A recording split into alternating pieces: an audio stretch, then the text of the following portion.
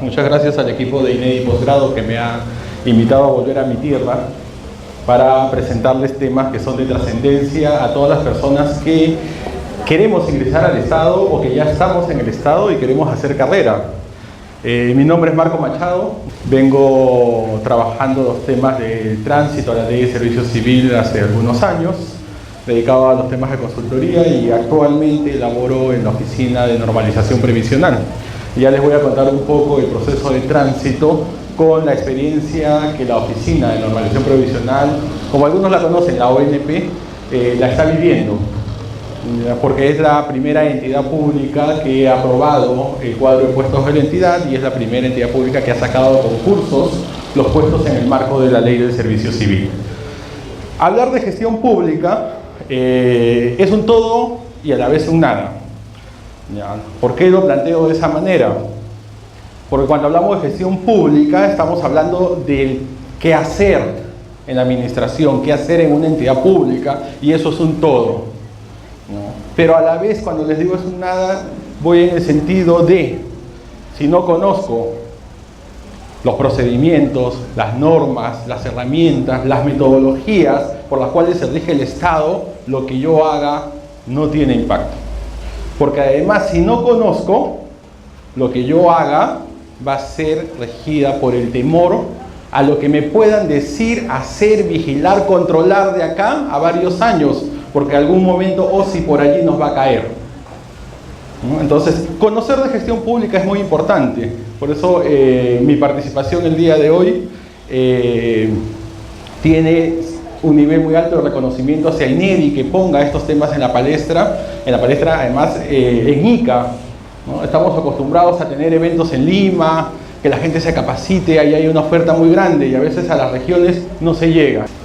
Vivir la gestión pública implica vivir éxitos y frustraciones. Para los que estamos en la gestión pública, vivir éxitos porque ver la sonrisa de la gente cuando recibe un servicio de calidad es la satisfacción propia. Pero también las frustraciones porque a veces sentimos que no hay el presupuesto, de que las normas nos amarran y no podemos hacer lo que quisiéramos. ¿Para qué estamos en la gestión pública? Entonces, de todo hay alegrías, pasiones y a veces tristezas. Especialmente cuando vemos un terremoto, vivimos un terremoto, ¿no? Una inundación, fenómeno del Niño, con tantos desastres que se generan, y no podemos responder como Estado para devolverle a la población al menos a la situación donde estaba antes, ¿no? De alguna tragedia. Entonces, vamos a ver hoy día algunas cosas a modo de introducción. A mí me han invitado a desarrollar en el programa de especialización el módulo de recursos humanos y tránsito a la ley de servicio civil, así que una buena parte de la exposición va a ser sobre esos temas, en el sentido además que la ley de servicio civil nos trae varios retos para las entidades públicas, pero también para los trabajadores, ¿no? Para los servidores civiles, como es el término que ahora se usa. ¿Ya? Nos trae retos porque hay nuevos modelos para gestionar los puestos, ¿a dónde quiero postular? ¿No? ¿Qué me interesa? ¿Qué requisitos tengo que cumplir? ¿Ya? Me trae retos porque si yo quiero y logro entrar, podría hacer carrera. ¿Y cómo me van a pagar? ¿Me van a capacitar? ¿Me van a evaluar? ¿Voy a poder llegar a ser un directivo? Entonces, algunas de esas cositas vamos a ver hoy día, y a los que se animen a seguir el diplomado, conmigo, no me acuerdo en qué fecha, pero en alguno de los módulos vamos a tratar ya a fondo. Así que están invitados e invitadas a inscribirse en el programa de especialización aquí con INEDI Posgrado. Vamos a conversar ahora hacia la modernización de la gestión pública de los recursos humanos, entrando un poco a ver los temas de gestión pública, los sistemas administrativos y la administración y la modernización del Estado, y el nuevo modelo que nos trae la ley del servicio civil. ¿De qué hablamos cuando nos referimos a gestión pública? Encontramos además diversos conceptos. Generalmente hemos hablado de administración pública y últimamente hablamos de gestión. Dos conceptos que encontré en alguna literatura, pero después quiero darles el concepto de lo que para mí es vivir la gestión pública. Del conjunto de procesos Cuando hablamos de gestión pública, hablamos del conjunto de procesos y acciones mediante las cuales las entidades tienden al logro de sus fines, objetivos y metas a través de la gestión de las políticas, los recursos y los programas. Cuando hablemos del Estado, vamos a hablar de políticas públicas, ¿no? Ahí planteamos los objetivos de a dónde se quiere lograr con la intervención del Estado, ¿no? Y articulamos las acciones a través de programas, y lo que manejamos en el Estado son recursos. Recursos financieros, presupuestales, los recursos humanos, tecnológicos, de infraestructura. Hay algo que administrar en el Estado, en la posición donde nos encontremos. En esta línea, la mejora de la gestión pública implica un mejor aprovechamiento de estos procesos para maximizar la calidad en los trámites y servicios que presta la administración, a fin de satisfacer las expectativas de los ciudadanos y las ciudadanas. Acá quiero centrar la gestión pública en algo que yo creo que es el eje, o el fin, más que el eje, el fin, es el servicio a la ciudadanía. Las entidades públicas no se han creado para generar puestos de trabajo. ¿Tiene trabajadores una entidad? Por supuesto que sí, necesitamos que la entidad funcione, pero las entidades públicas no han sido creadas para generar puestos de trabajo, sino para brindar servicios a la ciudadanía, ¿no? Y ahí marco la diferencia. ¿Nosotros nos interesa trabajar en el Estado? Sí. ¿A nosotros nos interesa ganar un sueldo? Sí. Pero la entidad pública no fue creada para darme un puesto de trabajo. ¿Las políticas públicas se orientan a generar empleo? Por supuesto que sí. Y un empleo de calidad, a eso debería apuntar. Pero la entidad pública como tal se gesta, se genera, se crea para brindarle servicios a la población, para satisfacer las necesidades de la población. Entonces, hay que mirar la gestión pública, cuyo fin último es el servicio a la ciudadanía y la satisfacción en sus necesidades. También podemos definirla como una especialidad que se enfoca en la correcta y eficiente administración de los recursos del Estado, a fin de satisfacer las necesidades de la ciudadanía e impulsar el desarrollo del país. El centro de la gestión pública no es la entidad pública, sino los ciudadanos. Es así que las entidades están creadas para satisfacer las necesidades de la población. Ahora, yo les decía que estos son conceptos que vamos a ir encontrando en la literatura. Tengo, 2012, 2018, como 6 años en la administración pública. ¿Ya? En diversas entidades, he pasado yo por el Ministerio de Educación, el Ministerio de Salud, he brindado servicios en Servir, Senami, en algunas otras entidades, actualmente en la ONP. Pero en la ONP para mí es algo especial, ¿ya? Porque ahí el proceso de aprendizaje está siendo bastante más profundo por el equipo humano con el cual trabajo, ¿ya? Y tengo un jefe que me resumía la gestión pública en una frase y a mí me ha impactado mucho y me gusta compartirla, ¿no? Y mi jefe me dice siempre: ¿por qué estamos acá haciendo gestión pública? ¿No? Hacemos gestión pública para hacer que las cosas pasen. ¿No? Y para mí la gestión pública se resume en esa frase: hacer que las cosas pasen en las entidades, para que la ciudadanía reciba los servicios que necesita. En la entidad donde estemos, en el nivel donde estemos, estamos allí para hacer que las cosas pasen. El fin de la gestión pública es el servicio al ciudadano. Quien postula a una entidad pública puede que postule por un puesto de trabajo y eso es legítimo, pero en la administración pública tengo que tener una característica especial, mi don de servicio. Voy a ir a servir. Hace algunas semanas estaba yo dictando una clase en un hospital, en un instituto de salud, y dentro de las reflexiones que hacíamos terminábamos y les decía: en la gestión pública, muchas veces cuando atendemos a la ciudadanía ponemos mala cara. Estoy seguro que no me van a dejar mentir. Pero también es necesario ponernos del otro lado. Y es fácil mirarlo, ¿no? Porque yo le decía a los trabajadores del hospital: estoy seguro que ustedes algunas veces han puesto mala cara, porque están cansados, están fastidiados, el jefe puede que los haya tratado mal por algún motivo. Pero cuando ustedes salen de ese hospital, dejan de ser el servidor público para ser un ciudadano más. Y estoy seguro que alguno de ustedes se va a la escuela de sus hijos y encuentra que el profesor o el director los trata mal a ustedes. ¿Cómo se sienten? dio vuelta, ¿no? Porque alguna vez tratamos mal, pusimos una mala cara, pero cuando salgo de allí, dejo de ser el servidor público que tiene el poder de tramitar, de atender en el servicio, ¿no? Y soy un ciudadano más y me maltratan en el otro lado. Entonces es necesario cambiar de actitudes, mirar a la gestión pública desde ese lado de hacer el servicio.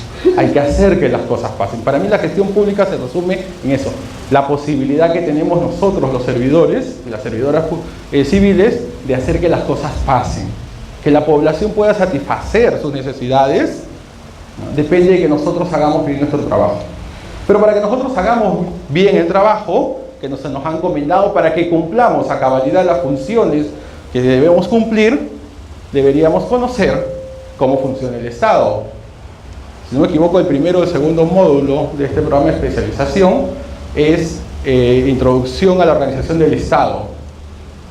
Generalmente entramos al Estado y no nos dan un curso de inducción, que además es obligatorio. Toda persona que ingresa a laborar en una entidad pública debe pasar una inducción, la cual Servir ya reguló. Tiene dos partes, la inducción general y la inducción al puesto. Y la inducción general es para conocer al Estado, cómo funciona el Estado, para qué está el Estado, qué servicios tiene que cumplir esa entidad, cómo son sus procesos internos. Aquí como experiencia yo les cuento, cuando ingresé al Estado en el 2013, ingresé al Ministerio de Educación. En el Ministerio de Educación, la oficina en la que yo trabajaba es la Unidad de Capacitación y Gestión y se encargaba de hacer un curso de inducción al personal. En este curso eran 3 módulos dictados en 3 meses distintos porque eran 2 días cada módulo, o sea, capacitación al personal pagada porque eran horarios de trabajo, pero era muy peculiar. Para mí salía de los esquemas lo que estaba haciendo en ese momento el Ministerio de Educación. El primer módulo, el primer mes, era para que los trabajadores conocieran de sus derechos, para que los trabajadores conocieran los beneficios, sus obligaciones respecto a ser servidores civiles y para que conocieran a la entidad. El segundo módulo tenía que ver con las nuevas políticas educativas y el tercer módulo tenía que ver con clima y cultura, cómo gestionar el clima y la cultura. Pero el primer módulo es el que a mí me impactó, porque era el conocer a la entidad por dentro. Alguna vez me tocó ir al Ministerio de Educación porque mi mamá es profesora, estoy hablando del 2008 por ahí, ibas a un ministerio frío, donde la gente de adentro no se conocía. Y podías hacer una pregunta respecto de dónde encuentro tal o cual área, y la gente no te daba razón. En el 2013, hacia el 2014, cuando medíamos el impacto del programa de inducción que se hacía, la gente de diversas áreas se conocía, se saludaba, conversaba, conocía dónde estaba la DIGEVIR, conocía dónde estaba DIGEVA, conocía dónde estaba administración. No sé si me estoy dejando entender, pero se conocían entre ellos. ¿Y qué permitía eso? Fluir procesos, ¿no? Secretaria que no sentía que su trámite no avanzaba, llamaba por teléfono a la secretaria de la otra oficina y preguntaba por su trámite, con una llamada, porque ya conocía a la persona que estaba al otro lado de la línea, en la otra oficina. El personal de la oficina tenía amigos en otras oficinas, hablando de amigos de relaciones laborales, ¿no? Además habían logrado entender que lo que hacía una persona dependía de lo que hacía otra persona previamente, ¿ya? Pero que también el producto de su trabajo era el insumo para que otro continuara la cadena y agregara valor para entregar un servicio. Después del programa de inducción que tuvo el Minedu, estoy hablando de esto empezó en 2012, yo estuve en el 2013, 2014 se continuó, las cosas fueron cambiando. Además el clima laboral en el Minedu cambió, me acuerdo porque hicimos encuestas de clima laboral, ¿ya? Y ahí la gestión fue variando, porque además la inducción, como todos los procesos de capacitación que se dieron en el Minedu, fueron acompañados de una decisión de la alta dirección, que implicaba que la propia ministra o los viceministros bajaran a los cursos y conversaran con los trabajadores. Ya no era la alta dirección pensando las políticas y mandando que los demás hagan, no. Era la alta dirección pensándola con los trabajadores, un nuevo estilo de hacer gestión pública, ¿no? Y eso fue dio como resultado una mejora en las relaciones laborales, pero en la calidad del servicio mismo. Entonces, hagamos que las cosas sucedan en la administración pública, y eso es conociendo para qué se creó la entidad, cómo funciona la entidad, cómo se dan sus procesos en la entidad. Ahora, ¿cómo gestiono dentro de una entidad? Ya estoy dentro de la entidad, me encargan funciones, porque cuando yo ingreso, postulo a un puesto, en la convocatoria aparecen mis funciones. Junto con los requisitos para poder acceder al puesto están mis funciones, ¿no? Pero esas funciones las voy a hacer mejor si es que conozco cómo funciona esa entidad, cómo se relaciona y cómo están en el interno sus procesos. ¿Cómo gestiono en las entidades los recursos de esta? La Constitución nos dice a nosotros que el Estado es uno e indivisible, que su gobierno es unitario, representativo y descentralizado, y se organiza según los principios de separación de poderes. Gobierno nacional, gobiernos regionales, gobiernos locales. ¿El gobierno local podría ser algo distinto a lo que el Congreso norme a través de una ley? ¿Qué dicen ustedes? No, ¿verdad? ¿Sí o no? No. El gobierno regional tampoco podría ser algo distinto. Nosotros tenemos una estructura piramidal en el Estado, entendiendo la lógica de un Estado único, indivisible, pero que funciona de manera descentralizada, porque las cosas, la administración de los recursos ya no se hacen desde papá gobierno, desde el gobierno nacional. Ya estamos implementando el proceso de descentralización hace varios años, ¿no? Y ahora tenemos gobiernos regionales, gobiernos locales con ciertos niveles de autonomía, pero son niveles de autonomía que se desagregan. No son absolutos. No es que un gobierno local, como ya le transfirieron la plata, el mes ya le pasó el presupuesto, hace lo que quiera. No.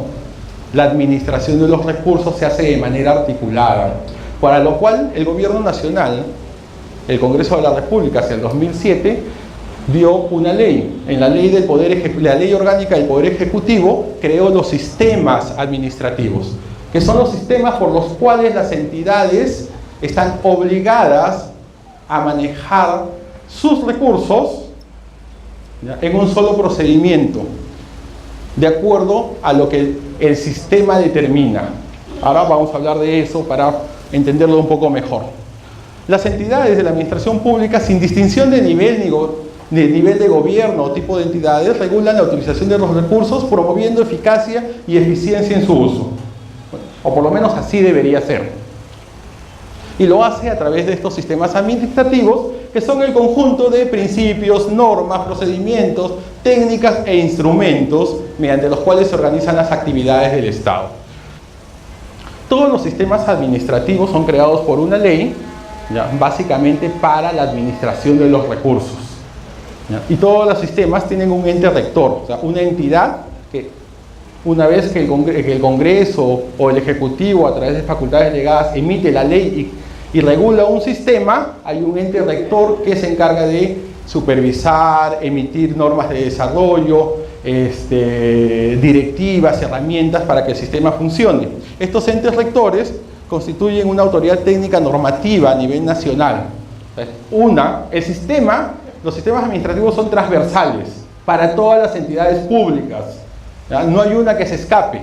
Podrá ser mi municipalidad muy pequeña, pero cuando yo hablo de plata, hablo de presupuesto, tengo el Sistema Nacional de Presupuesto, y lo que diga el MEF, que es el ente rector, hasta la municipalidad más pequeña tiene que cumplirlo. Así se gestionan los recursos en el Estado, ¿no? Y todas tienen un ente rector. Les hablaba yo que estos sistemas administrativos están establecidos en la Ley Orgánica del Poder Ejecutivo. Alguien me podría decir, oye, si están en la Ley del Poder Ejecutivo, ¿qué tiene que ver el gobierno regional o el gobierno local? Bueno, es que todos los sistemas administrativos están en el ámbito del gobierno nacional. En esta lógica de tener un Estado único, ¿no?, un Estado que gestiona de manera unitaria, ¿no?, como lo establece la Constitución, es el Poder Ejecutivo quien tiene la rectoría de todos los sistemas administrativos, salvo de uno, que lo vamos a ver en un momento. Estos son los sistemas por los cuales se gestionan los recursos en el Estado. El sistema de recursos humanos, del cual Servir es el ente rector. Pero acá quiero comentarles algo. nuestra gestión pública es muy dinámica, ¿no? Y va retroalimentándose y por lo cual se van modificando determinadas normas.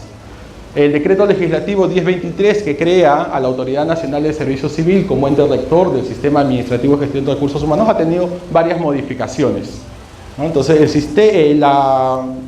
el decreto que creó ASERVIR ha sido la última modificación que ha tenido, ha sido la 1450 en septiembre del año pasado.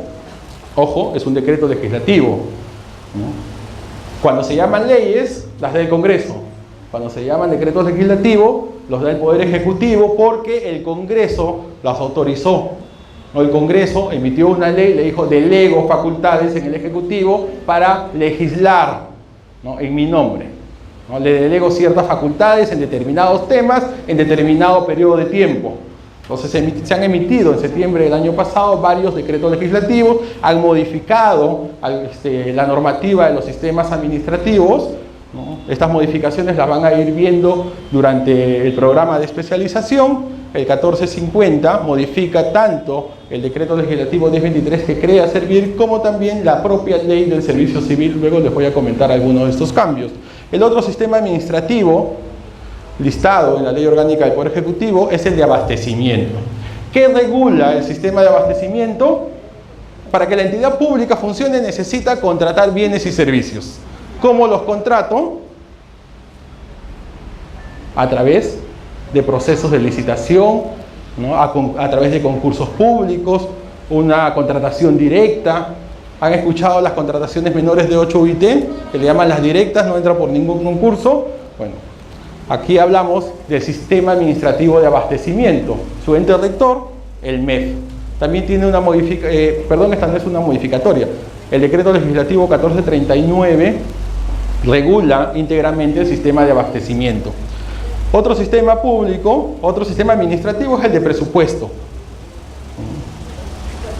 Cómo se gestionan de manera integral los recursos en el Estado, cuánto de plata tengo, cómo se gasta en el sistema de presupuesto. En el de abastecimiento es cómo adquiero, cómo compro, cómo contrato un servicio. Pero la plata, ¿dónde está? En presupuesto público. Y ahí tengo otro decreto legislativo, que es el 1440. Si se van a dar cuenta, todos estos decretos tienen una cosa curiosa. Se emitieron el 16 de septiembre del año pasado, ¿no? Casi cuando se estaban terminando el periodo de la delegación de facultades que le dio el Congreso al Poder Ejecutivo. Bueno, después que gasto, hay que ejecutar, hay que pagar. Así que están las normas o los sistemas administrativos vinculados a tesorería y a contabilidad, ¿no? Porque cada contrato que hace el Estado le genera la obligación de pago una vez cumplido o entregado el producto o cumplido el servicio. Entonces, igualmente tenemos sistemas administrativos acá. Cuando las entidades públicas se endeudan, adquieren un préstamo, también es regulado por otro sistema administrativo, el de contabilidad, el de inversión pública. Oye, necesitamos invertir, porque la población de Ica necesita un hospital. Se genera un proyecto de inversión. No es que al presidente regional se le ocurre cómo va a hacer y cómo va a ejecutar presupuesto para un hospital.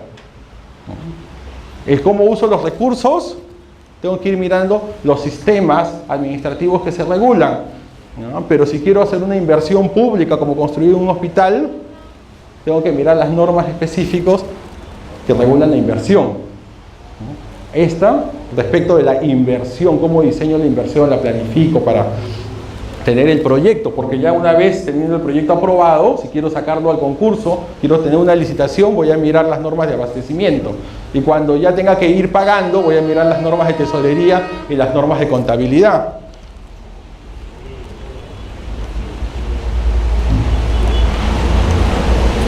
También tengo un sistema administrativo que mira el planeamiento estratégico.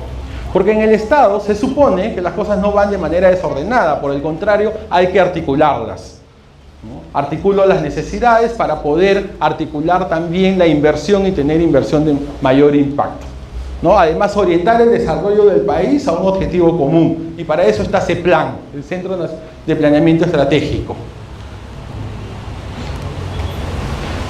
Uso los recursos y hay que defenderlos. ¿Quién se encarga de la defensa de los recursos públicos? los procuradores, ¿no? Ustedes van al gobierno regional de Ica y tienen la Procuraduría Regional de Ica, ¿no? Tienen el procurador y una serie de abogados que son los que se apersonan al Poder Judicial cuando hay que defender los recursos del gobierno regional de Ica. Y todas las entidades públicas tienen su procuraduría. Ojo que estoy hablando de entidades públicas, ¿no? Y hay que distinguir los conceptos, cosa que también van a ver en la especialización. La entidad es aquella que tiene personería jurídica. ¿Ya? En gestión pública, la entidad pública es aquella que tiene la personería jurídica, y eso es el gobierno regional. Y para que el gobierno regional cumpla con la prestación de sus servicios, empieza a desagregar en su estructura diversos órganos, unidades orgánicas y unidades de servicio. Entonces, no los quiero marear mucho. Ya en la especialización van a poder desarrollar toda esa parte. Entonces, les decía yo que todas las entidades públicas, de acuerdo a las atribuciones que tengan, también tienen una procuraduría pública, ¿no? Para hacer la defensa de los recursos de la entidad. El sistema de modernización de la gestión pública, que es aquella que mira las estructuras del Estado, cómo gestionamos a la entidad, sus trámites, sus procedimientos, cómo brinda sus servicios y cómo lo modernizamos de manera constante. También tiene un ente rector, que es la Secretaría de Gestión Pública en la Presidencia del Consejo de Ministros. Entonces, se dan cuenta, tenemos sistemas administrativos que nos permiten hacer la gestión pública, nos regulan el cómo gestionar los recursos en las entidades públicas, en el Estado. Pero como estamos hablando de plata, de dinero, de todos los peruanos, las peruanas, necesitamos que alguien nos ponga el ojo encima. No porque lo estemos haciendo mal. En una lógica preventiva hay que cuidar los recursos de todos. En ese sentido, hay un sistema administrativo que se encarga del control. El Sistema Nacional de Control, ¿a cargo de quién está? De la Contraloría General de la República, que también tiene sus entes descentralizados a través de las famosas OSI, a la cual muchos le tienen miedo. No hay que tenerle miedo a OSI. Cuando uno actúa bien, cuando uno conoce cómo está haciendo las cosas y toma las decisiones más acertadas, a OSI no hay que tenerle miedo. OSI es la unidad descentralizada de Contraloría que está en todas las entidades, ¿no? Para controlar cómo se utilizan los recursos públicos. Bueno, además de OSI hay otras entidades como sociedades de auditoría que también apoyan esta labor. A donde quiero llegar es que la gestión pública, ¿no? O hacer la gestión pública, la administración de sus recursos, se hacen a través de sistemas administrativos, donde planificamos nuestros objetivos de desarrollo, de tal manera que la inversión que hace el Estado está alineada a esos objetivos. Y cuando queremos construir un hospital hay que hacer un proyecto de inversión. Cuando ya tengo el proyecto aprobado, hay que sacarlo a licitación para contratar a quién va a construir, si se trata de infraestructura, ¿no? Y cuando ya se construyó, voy a mirar cómo pago, ¿no? Contabilidad, tesorería. Entonces, todo lo que es la administración de los recursos del Estado se hace a través de procedimientos establecidos en los sistemas administrativos, ¿no? ¿Para qué me sirve conocerlos? Para saber cómo actuar, para saber cómo tomar decisiones. Porque yo no puedo decidir hacer una contratación si no tengo el presupuesto antes. En el Estado está prohibido. Yo no puedo comprometer un recurso del Estado si no sé que lo tengo y tengo que certificarlo. O sea, tengo que comprometerlo allí. Solamente cuando logro comprometer el dinero, reservarlo, recién puedo hacer una contratación. Cuando hago la contratación y se ejecuta, tengo que pagar, cumplir con la obligación como entidad. Entonces, la gestión de los recursos públicos se hace a través de un conjunto de normas que están organizadas en sistemas administrativos. Los necesito conocer para tomar decisiones informadas y acertadas. El desconocimiento de estas normas son los que le han traído problemas a los servidores públicos. ¿Por qué OSI me persigue? Porque no tomé una decisión adecuada. Porque gasté el recurso. La plata era para construir un hospital y lo mandé para hacer veredas. Me va a perseguir OSI, porque no estaba planificado de esa manera. Y lo más probable es que no solamente OSI, que la Procuraduría Anticorrupción también me llegue, porque estoy haciendo malversación de los recursos públicos. Entonces, hay que cuidarnos, ¿ya? De manera preventiva, conociendo cómo se gestiona en la administración pública. Parece un poco complejo, es cierto. Es un poco complejo, pero no es imposible conocer, especialmente cuando yo quiero entrar en la administración y hacer carrera y en algún momento poder asumir algún tipo de responsabilidad directiva. Ahora, el Estado está en un proceso constante de modernización. Después de las diversas crisis por las que hemos pasado, ya el Estado en el 2004 se declaró en un proceso permanente de modernización. Y nosotros actualmente tenemos una política de modernización, ¿no?, que apunta a desarrollar ciertos ejes para que las entidades se modernicen de manera constante. No solamente hablamos de una reforma del Estado como una situación de cambio estacional, ¿no?, de pasar de una situación A a B. Estaba mal y porque, a ver, como ejemplo, tenía máquinas de escribir, vamos a cambiar esta situación, compremos computadoras, capacitemos al personal, ahora todos tenemos computadora. No necesariamente los problemas se arreglan con ello. ¿No? Estoy poniendo un ejemplo muy básico de cómo hablar de reformas, ¿no? Eso se entendió al inicio y después el Estado se dio cuenta de que no solo hay que hacer la reforma, hay que hacer un proceso de modernización que es un ciclo constante de mejora, ¿no?, o una mejora continua. Y es por eso que también encontramos que de manera constante la normativa en el Estado peruano se modifica, ¿no?, porque sacas una norma y mientras se va implementando te das cuenta de que hay vacíos o hay algunos errores, hay oportunidades de mejora y la modificas. Si ustedes, el mejor ejemplo de esto, a ver, Servir en el año 2013 emitió una norma para elaborar perfiles de puestos. Cuando hablo de perfiles de puestos, lo más probable es que los CAS conozcan de qué estoy hablando, porque cuando postulo a una entidad pública, lo hago porque hay un perfil de puesto que me dice cuáles son las funciones que voy a cumplir, si es que gano el puesto, ¿no?, y cuáles son los requisitos para poder postular. Porque si cumplo los requisitos, puedo postular. Si no cumplo los requisitos, no voy a poder postular. En la primera me van a sacar, ¿ya? Y esa norma del 2013 fue modificada en el 2016, una vez que Servir acompañó el proceso de implementación, de que la gente se hicieron suya la herramienta, de que las entidades públicas hacían sus perfiles de puestos y algunas cosas no cuadraban, algunas cosas podían ser mejores. En el 2016 emitió una resolución de presidencia ejecutiva, Servir, ¿no?, y modificó la directiva. La modificó para mejorarla, para complementarla. Se implementó casi un año y en el 2017 volvió a sacar otra directiva con algunos ajustes. ¿A dónde llego? Que es una constante el proceso de mejora, en donde el Estado, donde las entidades vayan identificando vacíos, huecos, ¿no?, alguna deficiencia, va a volver a emitir una norma. Entonces, en el sector público no podemos quedarnos con lo que aprendí en la universidad, ¿no? Lo que aprendí en la universidad me da la base pero para gestionar es una constante, ¿no?, de ir revisando nueva normativa, nuevos procedimientos. He visto alguna vez en entidades públicas gestionando con normas que ya estaban derogadas. Y la excusa siempre ha sido, es que las cosas de Lima no nos llegan rápido. Generalmente esa ha sido la excusa, ¿no? Ahora esa ya no va a ser excusa, porque ya tienen este programa de especialización. Entonces les decía yo que el Estado peruano se ha declarado en proceso de modernización, en una búsqueda constante de mejora, ¿no?, en todas sus instancias, dependencias, en todas las organizaciones, en los procedimientos. Acaba de salir una norma para mejorar los TUPA. El año pasado salió una norma para hacer análisis de calidad regulatoria de los TUPA, de los textos únicos de procedimientos administrativos. Entonces hay una constante de mejora en una lógica de servicio al ciudadano. Mejoro porque tengo que entregarles mejor servicio a la ciudadanía, a la población, que es la que se va a beneficiar con los servicios que presta una entidad. Ahora, ¿por qué hay una política de modernización? ¿Por qué se gesta una política de modernización en el Estado peruano?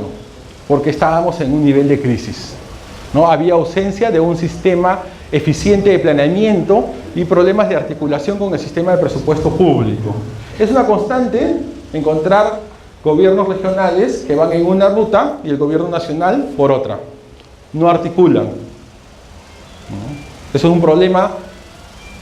Hasta ahora se ha superado bastante, diría yo, pero hace varios años, ya desde que se dijo que los gobiernos regionales eran autónomos y manejaban su presupuesto, querían hacer lo que querían, ¿no? Tanto así que en algunos gobiernos regionales ya sacaban algunas normas donde parecían que eran otro estado. Se sacaban normas contradiciendo a lo que decía el Congreso o las políticas nacionales, ¿no? Solo para darle un ejemplo, aunque no va tanto con el tema de los recursos públicos, pero sí la gestión pública en general. El gobierno regional de Huánuco, el gobierno regional de Puno, hace varios años, sacaron ordenanzas regionales legalizando la hoja de coca. O sea, es política de Estado la lucha contra el narcotráfico, ¿ya? Porque además tiene varias aristas, hay compromisos internacionales. Pero también es conocido que en zonas de la sierra la coca es un producto de uso tradicional. Pero una cosa es el uso tradicional y otra cosa es legalizar el uso de la hoja de coca en el... Perdón, me estoy usando mal el término, no es legalizar el uso, sino es legalizar el comercio libre, algo así era. ¿Ya? No me acuerdo el término preciso, pero contradecía lo que las políticas nacionales establecían. ¿No? Y eso lo digo porque andaba desarticulado lo que hizo una política nacional con lo que se plantea en los gobiernos regionales. ¿No? Y el gobierno nacional tuvo que, como una ordenanza regional tiene rango de ley, la única forma de declarar su nulidad, por decir un término comprensible, el gobierno nacional interpuso una acción de inconstitucionalidad, ¿no? Y el Tribunal Constitucional, disculpen la criollada, se bajó estas ordenanzas regionales, porque los gobiernos regionales, aún con su nivel de autonomía, tienen que alinearse a las políticas nacionales. Esta lógica funciona con los sistemas. Lo que se establezca en los sistemas administrativos se regula para todas las entidades públicas. En el Estado ha habido un deficiente diseño de las estructuras de la organización para el cumplimiento de sus funciones. Las entidades se organizaban como ellas querían. En el año 2018 se ha publicado un decreto supremo, el 054-2018, que aprueba los lineamientos de organización del Estado, ¿no? Para plantear un esquema lógico de estructura interna de las entidades, ¿no? Que responda a las necesidades de la población. Entonces, y esta norma es una actualización a una anterior que había en el 2006, ¿ya? Pero ha sido una constante que las estructuras en las entidades públicas no respondan a las necesidades de la administración de los recursos. Ha habido inadecuados procesos de producción de bienes y servicios públicos, especialmente cuando las entidades públicas han sido considerados botín de batalla de algunos partidos políticos, ¿no? Donde usas el presupuesto para atender tus compromisos de campaña o para, vía carnet, otorgar, pues, generar puestos de trabajo para tu gente, a los cuales le debes favores. Entonces, los recursos públicos no han sido utilizados necesariamente de manera articulada y para atender las necesidades de la población. Además, la infraestructura, el equipamiento y la gestión logística han sido insuficientes. Estas deficiencias en el Estado fueron detectadas y por eso es que se plantea una política de modernización de la gestión pública. Entre otras deficiencias que se encontraron, una adecuada política de gestión de recursos humanos. El régimen del 276, que es el de la carrera administrativa de los años 80, entra Fujimori y en el 92 se empieza a incorporar en la ley de presupuesto público la prohibición de nuevas incorporaciones. Salvo excepciones vía legal, la carrera pública se quedó estancada. No hay incremento y eso va de la mano porque tampoco hay incremento salarial. Los 276 han ido incrementando el valor de su remuneración a punta de bonos, que no son de carácter remunerativo la mayoría de ellos. ¿Qué significa eso? A ver, yo trabajaba en el Ministerio de Salud y vino un trabajador y me dice: Marco, quiero tu apoyo. Ya necesito unos días porque necesito hacer un trabajito extra, mi sueldo no me alcanza. Ya. Y me trae su boleta. Y su boleta con sus descuentos judiciales que tenía porque la esposa lo había demandado, debía a un banco y por todos lados salía 300 soles. Entonces tú pones a pensar, 300 soles, nadie vive pues con eso, ¿no? ¿Ya? Pero en ese momento me acordé, ya había ido a una clase yo de gestión pública previa, ¿ya? Que en el caso del personal 276 tienen dos boletas, una de la planilla de la entidad y otra de incentivos de CAFAE. Le digo, por favor tráeme tu boleta de incentivos. Ya, porque esa no me la había traído, solamente me había traído aquella de los conceptos de su remuneración, donde se aplican los descuentos judiciales. Ya sus conceptos de subCAFAE o CAFAE son incentivos que en otra boleta se registran. Ya, y ahí tenía como 800 soles, ¿no? 800 con 300 eran algo más o menos, tal vez no decente, pero algo que todavía se podía sobrellevar. Ya, pero allí voy mirando las boletas de trabajador y ustedes, si gustan ahí, pídanle a algún compañero de trabajo su boleta de 276. Las boletas de 276 tienen una lista de conceptos. Ya, 50 soles decreto tal, 100 soles tal cosa, 300 soles para llegar a 800 más o menos, lo que gana un 276 en la planilla. ¿Ya? Pero su básico es 50.5, ¿me equivoco? ¿Sí? 50.5. Después de 30 años de servicios, un 276 en promedio se va con 800, dependiendo entre 800 y 1400 soles de CTS. ¿Ya? Porque todo lo que está en su boleta no son conceptos remunerativos. Lo que está en su boleta son bonos, bonificaciones, vale o algo por allí, ¿no? Que se les ha ido otorgando para simular que se les aumentó el sueldo. Pero el 276 en realidad está congelado desde el año 92. ¿Ya? Entonces, no ha habido una buena gestión de los recursos humanos, de los recursos logísticos. Se han ido actualizando las leyes de contrataciones, ahí algo de mejora hemos tenido, pero a nivel de infraestructura también tenemos una deficiencia muy alta en el país. Y ahí esto especialmente cuando hablamos en temas de seguridad, comisarías, hospitales en salud, colegios, a pesar de la inversión grande que se hace, todavía tenemos un déficit muy alto. Hay carencia de sistemas y métodos de gestión de la información y conocimiento en el Estado. Las entidades no gestionan su conocimiento, las entidades no gestionan su propio proceso de aprendizaje, ¿no? Para aprender de aquello que puedan haber hecho mal y hacerlo mejor la siguiente vez. Las entidades no sistematizan. Cada que termina un proyecto, si ustedes lo han visto por ahí, hacen su informe, ¿ya? Se paga y se olvidaron de eso.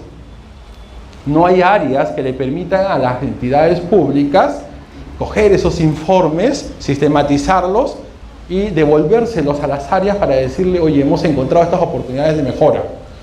No hay forma en que las entidades gestionen actualmente el conocimiento que ellas mismas generan. Aquello que se hizo bien se cierra en el momento que se acabó el presupuesto y empezamos otra cosa de nuevo. No digo de nuevo porque se haga, no, sino de nuevo porque se empieza de cero.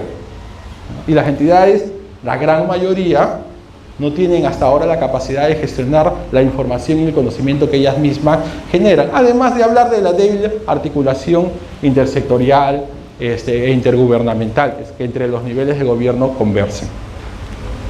Estos datos, por si acaso, están extraídos de la política de modernización. Si bien es cierto, esta política está entre el 2009 actualizada al 2013, no mucho ha cambiado. Se han mejorado en algunos aspectos, pero no mucho ha cambiado.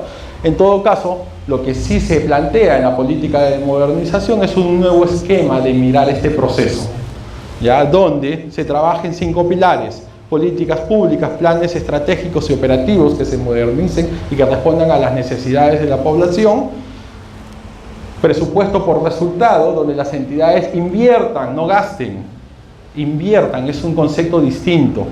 Pero además inviertan en lógica de ser efectivos, ¿ya? No gasto. O sea, cuando yo digo gasto, si yo tengo que gastar 100, para que, creyendo que si gasto 100 es porque soy bueno, ¿ya? Lo hago y gasto al final en cualquier cosa. En la lógica de gestión por resultados, no es gasto, sino es inversión. ¿En qué realmente debo invertir o cómo invertir? Y donde prima además la lógica de obtener un resultado más allá del formalismo o el papeleo. El tercer pilar tiene que ver con la gestión por procesos, simplificación administrativa y la organización institucional. Las entidades públicas gestionan casi por inercia, ¿no? Por procesos, difícil. Esto es una lógica que recién se está incorporando, ¿ya? Pero mirar por procesos implica que las entidades pueden mirar desde la generación de la necesidad, la cadena de producción, hasta llegar al producto. Si las entidades pudieran mirar así, ¿no? En esa línea de producción podrían identificar todo aquello que en un proceso no le genera valor para poder quitarlo. Le voy a poner un ejemplo aquí bien sencillo. Acceso a la información pública, ¿lo conocen? Todas las personas tenemos derecho a acceder a la información pública, la información que está en poder de las entidades. ¿Alguno de ustedes alguna vez ha pedido acceso a la información? ¿Sí? Sí, yo también algunas veces lo he pedido como ciudadano y varias veces me ha tocado respuestas increíbles. Alguna vez sistematizaré esa parte. En el área donde yo estaba, en la Oficina de Gestión de Recursos Humanos del Ministerio de Salud, mi área estaba encargada de atender todas las solicitudes de acceso a la información pública de información a cargo de la Oficina de Recursos Humanos. Cuando yo asumo la jefatura, me empezaron a explicar cómo funcionan las cosas.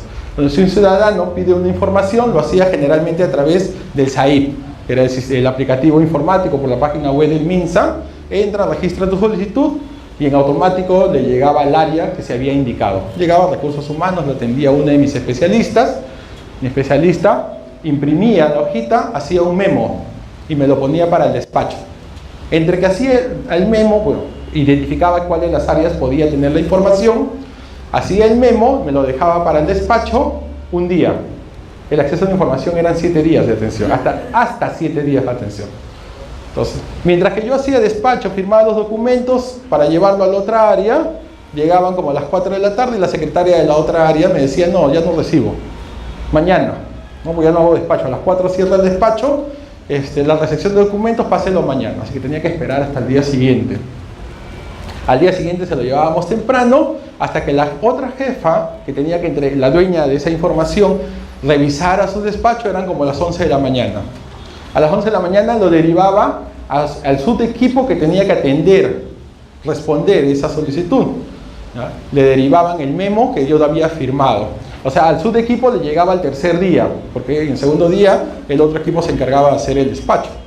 Lo del subequipo me lo respondía al cuarto día. Generalmente en un día ya tenían la información que yo solicitaba, porque es información pública, es información que ya tienen las entidades, es cuestión de fotocopiarla. Así que en el cuarto día ya estaba la información, hacían un memito, se lo pasaban a la jefa, y mientras la jefa hacía despacho, firmar el memo, el quinto día estaba en mi área. Y en mi área le hacían una cartita al ciudadano diciendo, señor fulanito de tal, cumplo con remitirle la información.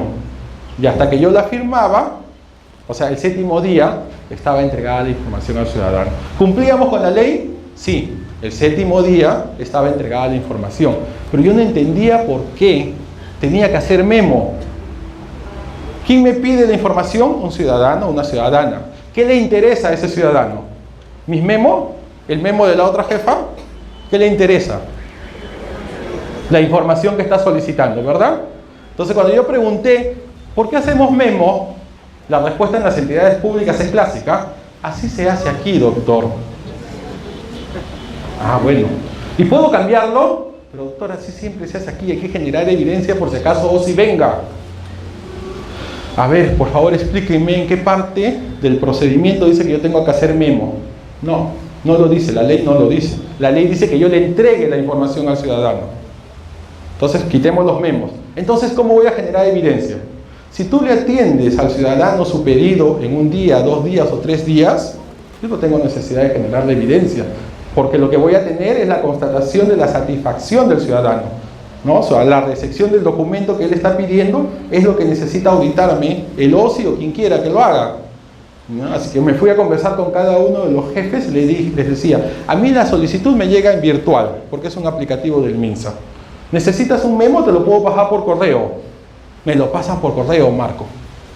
Entonces, la especialista en mi área veía el aplicativo, descargaba la solicitud, le sacaba un pantallazo y por correo electrónico se lo mandaba a la jefa. Pero ella decía, pero si la jefa lo va a derivar a su subequipo, mándalo a la jefa con copia al subequipo, a la persona que me va a atender el trámite.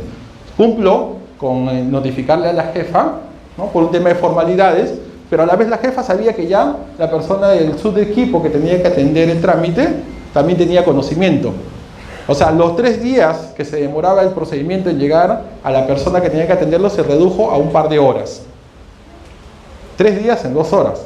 Y el memo para devolverlo, pero a mí el ciudadano no me pide memo, no le interesa que yo haga un memo, que tenga correlativo, que lleve mi firma. Encima mi firma es fea, así que menos todavía al ciudadano no le interesa. Al ciudadano le interesa es el documento que pidió. Así que, como el ciudadano me la pedía por correo y en su formatito ponía que también se lo entregue por correo, oye, escanéamelo, ni siquiera saques copia, escanéalo y me lo pasas por correo. Y me lo pasaban a mí con copia de mi especialista, y mi especialista le hacía un correíto al ciudadano y le decía: señor, señora, fulanito de tal, cumplo con entregarle la información. Los 7 días que se demoraba ese trámite se redujo a 1. Generalmente, por lo menos en mi periodo de gestión, los trámites por acceso a la información se redujeron de 7 a 1 día, máximo 2 días, porque a veces la información era compleja. Y no solamente lo redujimos a 2 días, sino que además, cuando la información no era muy clara o creíamos nosotros que no estaba bien pedida, mi especialista llamaba a la persona que había pedido y decía: ¿qué estás pidiendo? Aclárame. Porque nos pasó varias veces que los ciudadanos, por desconocimiento, querían hacer un trámite, necesitaban información y me pedían el expediente de tal cosa, 400 hojas. ¿Ya? Y por lo cual las copias le costaban más o menos 120, me acuerdo de una persona. Y mi especialista lo llama y le preguntó qué información exactamente quería. De todo el expediente de 100 hojas, quería 4 hojas. La orientación que le dimos al ciudadano le ahorró a esta persona, más o menos de los 100 soles que se iba a gastar, más o menos le ahorró 99 soles con 50 céntimos, con 60 céntimos por ejemplo. Eran 4 hojas las que necesitaba. Y lo único que quería ese ciudadano eran 4 hojas, y nosotros se las brindamos, primero reduciendo el tiempo y con un poco de orientación, ¿no? Y eso significa, disculpen el ejemplo tan sencillo que les pongo, pero eso significa mirar el proceso. Y el proceso es la cadena de producción, y esa cadena de producción solo mantengo aquello que le agrega valor. Y mis memos no le agregaban valor, ni el mío ni el de los otros jefes. Lo que le agregaba valor era respondérselos en menor tiempo y atender el pedido. Y si el ciudadano te lo pide por correo, ni siquiera tenía que sacar copia. Escaneado, entregado. A eso apuntamos en el Estado, ¿ya? A gestionar por procesos, a mirar la cadena de producción, y aquello que no le agregue valor a un procedimiento se lo quitamos. Otro de los ejes en la modernización del Estado implica el servicio civil meritocrático, del cual vamos a hablar en un momento, y el quinto pilar tiene que ver con un sistema de información, seguimiento, monitoreo, evaluación y gestión del conocimiento, de los que le hablaba hace un momento. Que las entidades puedan, ¿no?, rendir cuentas, ser evaluadas sobre lo que hacen, ¿no?, y además aprendan de lo que están haciendo. Y aprendan de experiencias también de otras entidades públicas. Pero en materia de servicio civil, vamos a ir centrando un poco, porque además estoy seguro que les va a interesar mucho qué es lo que nos trae el nuevo modelo de la Ley de Servicio Civil.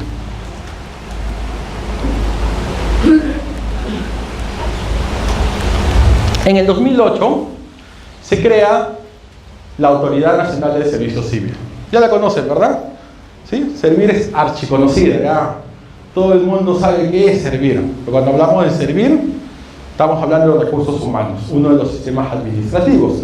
En el 2008, el Poder Ejecutivo tuvo facultades delegadas por parte del Congreso para la implementación del Acuerdo Comercial Perú-Estados Unidos. Así que allí, aprovechando las facultades, se emitieron una serie de decretos legislativos, 3 de ellos vinculados a varios de ellos vinculados a la gestión de recursos humanos en realidad, pero estos 3 son los que me interesan. La 1023, que crea a Servir como ente rector del sistema administrativo. Además de Servir tiene incidencia a nivel nacional, es el ente rector, ¿no? Todo lo que es gestión de recursos humanos está vinculado a Servir. La 1024, que crea el cuerpo de gerentes públicos, de los cuales estoy seguro que ustedes conocen algo por lo menos, porque el gobierno regional de Ica tiene varios gerentes públicos administrando algunas entidades por acá. Y la 1025, que es la norma de capacitación y rendimiento, de la cual además solo capacitación es la que se ha implementado. La gestión de rendimiento generó resistencias y no llegó a implementarse, no tuvo normas de desarrollo. Capacitación sí, y algunos de ustedes deben haber escuchado el famoso PDP, el Plan de Desarrollo de las Personas. Entonces, este es el paquete de normas que se dieron hacia el 2008, y a Servir se le encargó de manera especial diseñar o rediseñar al servicio civil, ¿no? Hacer una nueva propuesta de cómo tiene que ser el servicio civil para las entidades públicas en el país. Y ya es hacia el 2013 que se emite la 30057, la Ley del Servicio Civil. La ley que genera pasiones, resistencias, ¿no?, detractores, como también algunos apasionados como yo que la defienden, ¿no? Bueno, algunos en realidad cada vez son más, ¿ya? Porque las resistencias generadas alrededor de la ley de servicio civil tienen que ver básicamente con desconocimiento. ¿Ya? Cuando he conversado en varios espacios donde he ido a capacitar o grupos de trabajo en los que he estado, los niveles de resistencia se han reducido grandemente cuando las personas se enteran de qué trata la ley de servicio civil. ¿Ya? Pero acá quiero plantear o dejar claro algo. La ley de servicio civil es un régimen laboral nuevo. ¿Ya? En el Estado, las entidades públicas se gestionan con la 276, ¿no? Que es la carrera administrativa, la 728, que son las reglas de la actividad privada incorporadas a las entidades públicas. No sé si por aquí alguien es 728. ¿Sí? ¿No? Pero acá en ICA ustedes van a ver varias entidades del régimen 728. SUNAT son entidades de 728. ¿Cuál es la diferencia entre una entidad de 276, del régimen 276 con una 728? La 728 gestiona entregándole una compensación a los trabajadores de 12 sueldos al año, 2 gratificaciones y una CTS. 12 sueldos, 2 gratificaciones. Oye, los 276 también tienen gratificación. ¿Pero cuál es la diferencia con el 728? La 276 tiene un aguinaldo que todos los años se programa en la ley de presupuesto y es de 300 soles. ¿Y el 728? Un sueldo. Y es bastante la diferencia, ¿no? Porque si yo gano 2.000 soles en una entidad de 728, podría ser registro público, en 28 de julio recibiré 2.000 soles. Mientras aquella persona que es 276 en el gobierno regional de Ica recibe 300 soles. En Navidad vuelvo a recibir 300 soles si yo estoy en el gobierno regional de Ica, y el de SUNAT recibe 2.000 soles si es que ese es su sueldo. Además, al que trabaja en la SUNAT o en registros públicos, semestralmente se le aporta en el banco sus CTS. Ahí están. Esas principalmente son las diferencias, ¿no? Por un tema de compensaciones, hay muchas entidades públicas en el país a las cuales legalmente se les otorgó, se les facultó para gestionar sus recursos humanos en este régimen de 728, reglas de actividad privada en el sector público, ¿no? Pero la ley de servicio civil es una más, pero es una más con una característica muy peculiar, que apunta a ser el régimen único o exclusivo para la contratación de los servidores públicos. Entonces, ¿la 276 y la 728 van a desaparecer? Sí, van a desaparecer. Pero antes de que desaparezca la 276 y 728, está destinada a desaparecer los CAS. ¿Ya? Porque cuando se crea el CAS... Uy, perdón, aquí me faltó la 1057. Sabía que una se me había escapado. La 1057, cuando se crea para hacer un régimen temporal. ¿No? Entonces, en el 2012 sale una ley que se llama Ley de... eliminación progresiva del régimen de contratación administrativa de servicios. Estoy hablando del 2012, ya estamos 18 y todavía se sigue eliminando. Pero sin embargo la planilla CAS todos los años crece. ¿Ya? Pero tiende a desaparecer en función de que la ley del servicio civil se vaya implementando. ¿Y por qué desaparecerán el régimen? No los trabajadores, por favor. ¿Por qué desaparecerá el régimen de la 276 y 728? Porque una vez que la ley en las entidades empiecen a implementar la ley de servicio civil, estas entidades ya no podrán contratar más 276 y 728. En ese sentido, cuando se empiecen a concursar los puestos de la ley de servicio civil y alguien que ya es permanente en la entidad, o sea, un trabajador 276, se anime a postular y gana una plaza, la plaza que supuestamente se queda vacante ya no es vacante, simplemente se elimina. ¿Por qué? Porque ya hay un trabajador con una nueva condición laboral, ¿no? Del régimen de la ley de servicio civil. Entonces, la 276 y 728, en el momento en que se estanque, de que ya no se pueda contratar más en una entidad, se van a ir reduciendo en función de personas que renuncian porque van a pasar al nuevo régimen de la ley de servicio civil. Alguno por allí que se haya portado mal, de repente es disciplinado y es destituido de la entidad. Otro buen grupo que no quiera transitar, seguramente va a llegar a los 70 años y le vamos a decir chao, ¿no? Ya le toca descansar, señor o señora. Entonces, hay diversos motivos por los cuales un trabajador de 276 y 728 va a irse de una entidad, y eso significa que estos regímenes van a ir desapareciendo. Pero no van a desaparecer el próximo año o en los 2-3 años. Lo más probable es que desaparezcan en unos 10 a 20 años. ¿Ya? ¿Por qué? Porque cuando se crea la ley de servicio civil, la ley le pone ciertos candados a su implementación frente a aquella posibilidad de que a alguien se le ocurra decir, oye, vamos a comprar renuncias o vamos a hacer despidos masivos. Traumas que además le quedan a los trabajadores desde los años 90, cuando en el gobierno de Fujimori se hacían despidos masivos, se hacían compras de renuncia. Entonces, frente a ese temor, la ley ha puesto candados y ha dejado clarísimo que los regímenes permanentes se respetan. No hay compra de renuncias, no hay posibilidad de despidos masivos en el proceso de implementación. Por el contrario, la ley dice que si un trabajador 276, 728 no quiere postular, se queda en su régimen, con las condiciones que tiene en ese momento. No está obligado a postular. ¿Ya? Luego vamos a hablar de esto, pero ahí el tránsito a la ley de servicio civil tiene dos componentes. El de la entidad, que es obligatorio para todas las entidades, que esto significa que las entidades tienen que generar una reforma interna, tener nuevos instrumentos de gestión de personal. ¿Conocen el MOF ustedes? El Manual de Organización y Funciones.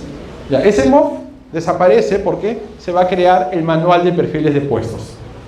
¿No? Un instrumento que contiene cierta información que busca ser, a ver, ¿cómo lo digo? Mejor estructurado para contener la información de las funciones y los requisitos de los puestos. ¿Ya? ¿Conocen el CAP y el PAP? ¿No? El cuadro para asignación de personal, ¿lo conocen? El que es 276 lo tiene que conocer, porque ahí su puesto está en el CAP. La entidad está obligada a modernizarse y a generar nuevos instrumentos de gestión. Entonces desarrollará su cuadro de puestos de la entidad, CPE, para reemplazar al CAP y al PAP. Y su manual de perfiles de puestos para reemplazar al MOF. Entonces las entidades sí están obligadas al tránsito. ¿Hasta cuándo lo tienen que hacer? Eso va a depender. Porque el año pasado se modificó la ley de servicio civil que decía que el plazo era de 6 años y actualmente se ha establecido que el plazo de implementación o la implementación es progresiva, sujeta a las disposiciones de la ley de presupuesto de cada año. Pero en todo caso el tránsito es obligatorio para las entidades. Los trabajadores están obligados a postular, a migrar a la ley, los estables no. ¿Qué quiero decir los estables? El personal 276, el personal 728. Los CAS sí, porque los CAS con una además sentencia confirmatoria del Tribunal Constitucional son un régimen temporal. Entonces la entidad necesita personal permanente. La entidad necesita que el personal ingrese con el concurso a hacer carrera. Entonces eso lo va a poder hacer en el marco de la ley de servicio civil y los CAS van a ir desapareciendo en función de que la entidad vaya sacando sus concursos. En el caso de los CAS no hay estabilidad. ¿Ya? Cuando se implemente la ley, el CAS se va. Los que se van a quedar es 276, 728. Si quieren postular y ganan, pasarán al régimen de la ley de servicio civil, ¿no? Pero eso sí, se le cancelará todos sus beneficios sociales y todo lo que tenga acumulado, empezará como nuevo, porque el régimen de la ley de servicio civil tiene reglas distintas que no son compatibles con la 276 ni la 728. ¿Ya? Pero si no quiere postular, se queda en su régimen. Incluso la ley dice, o la ley establece, ya que aquel trabajador 276, 728 que postula y no gana, se queda en su puesto. Porque para postular no está obligado a renunciar. ¿Ya? Ojo, con el personal 276, ¿ya? No está obligado a renunciar si es que quiere postular. Entonces, estas son algunas de las cuestiones que nos ha traído la ley. Se las menciono porque a veces son estas las que hacen que le genere resistencia a la implementación de la ley del servicio civil. Actualmente, la gestión de los recursos humanos en el Estado sigue siendo desordenada. La implementación de la ley apunta a ordenar esta gestión, ¿no? A esta gestión de los recursos humanos. En el Estado actualmente nosotros vamos a encontrar, incluso en una misma entidad, ¿no? Carrera administrativa, personal en el régimen 728, personal CAS, ¿no? 3 regímenes laborales. Lo normal que encontremos hasta 2, pero en algunas entidades públicas llegan a gestionar hasta los 3. ¿Y qué significa gestionar 3 regímenes laborales en una entidad pública? Que son reglas distintas de contratación de personal. Y yo tengo un personal que hace puedo tener 3 personas que hacen exactamente lo mismo, pero por estar en regímenes laborales distintos, ganan también distinto. ¿Ya? Porque el personal 276 que es nombrado responde a una escala remunerativa que está estanca desde el 92 y solo ha crecido por bonos. ¿Ya? Pero está trunca. ¿Ya? Y los sueldos en 276 suelen ser bajísimos, ¿o me equivoco? Son bajísimos. 728 los sueldos suelen ser mejores. Ya porque cuando se gestó o se empezó a incorporar el régimen de la actividad privada en las entidades públicas, se buscó generar mejores condiciones para los trabajadores, y eso era establecer remuneraciones acordes al mercado. Mientras que en la 276 todo se quedó trunco, en la 728 se establecían remuneraciones que en ese momento eran buenas. Una secretaria ganaba 2.500, 3.000 soles, un profesional entre 4.000 y 6.000, ¿no? Un titular de una entidad que estaba entre 8.000 soles por allí. ¿Ya? O sea, son sueldos mucho mejores que los que hay en una 276. Entonces, si yo tengo dos personas que hacen lo mismo, pero una está en 276 y una en 728, la compensación es distinta. Pero además tengo una tercera persona que sigue haciendo lo mismo, pero es CAS. Y como el CAS no responde a estructuras salariales, sino a topes, el CAS no puede ganar menos de una remuneración mínima vital, ni superar el tope de sueldos en el Estado, 15.600 soles. Entonces yo puedo tener un personal que gane 930 soles, 1.500, 3.000, 7.000, 14.000 soles. ¿Ya? ¿Y cuál es la regla para establecer el sueldo? Mi criterio, ¿no? Así lo dispuso la entidad, así lo dispuso el jefe, así lo avaló la alta dirección. Entonces yo puedo tener tres trabajadores que hacen lo mismo y que ganan distinto. ¿Hay forma de reclamar judicialmente? Alguien por allí me dijo una vez, Marco, pero de acuerdo a los principios laborales, a igual trabajo, igual compensación. Eso es del sector privado, ojo, ¿eh? Eso es de las empresas. En el sector público eso no funciona. En el sector público depende del vínculo que tenga, del régimen laboral al cual esté sujeto, y tenemos tres regímenes permanentes, que son dos regímenes permanentes, 276, 728 y uno transitorio, por así decirlo, que es los CAS. Pero también encontramos en las entidades públicas locadores de servicios. Pero los locadores de servicios generalmente andan haciendo lo mismo, ¿ya? Que hace el 276, el CAS el 728, ¿ya? Pero sale el 276, tiene horario de salida, ¿eh? No sé si es aquí están en de 3:30 a 4:30. El locador de servicios suele salir a las 7:30, 8:30, 9:30, depende de cuántos jefes se le ocurra que salga. ¿Ya? Más o menos así funciona la cosa en muchas entidades públicas. Tienen horario de ingreso, pero no tienen de salida.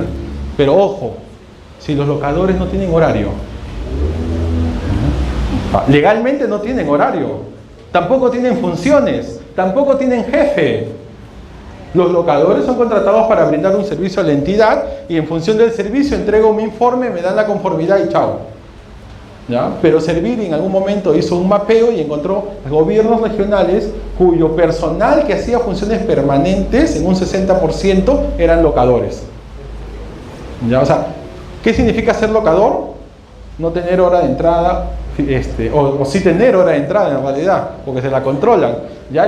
Pero no tener hora de salida, pero no tienen vacaciones, no tienen seguro, no tienen ni siquiera el aguinaldo que tiene el 276 de 300 soles o su escolaridad de 400 soles en enero. ¿Ya? O sea, están en una condición generalmente más precaria que en los otros regímenes laborales, e incluso en el caso de los CAS, porque el CAS, a pesar de ser temporal, tiene vacaciones si es que llega a cumplir los 12 meses, tiene seguro. ¿Ya? Una mujer que quede embarazada y está bajo el régimen del CAS, ¿no? Se va con su licencia con goce de haber, ¿no? Tiene su descanso pre y postnatal. ¿Ya?